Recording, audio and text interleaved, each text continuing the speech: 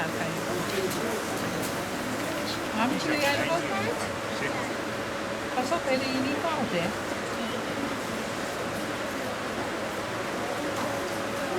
Pas op het windje. Daar zit gooien in. Ja, dat voelt zit daar zo.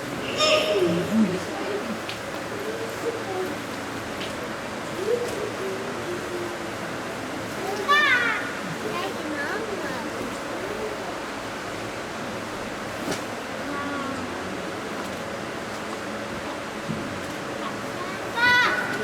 Maar rustig, mag je. Nee. Maar je rijdt stuurplek, hoor. Ja.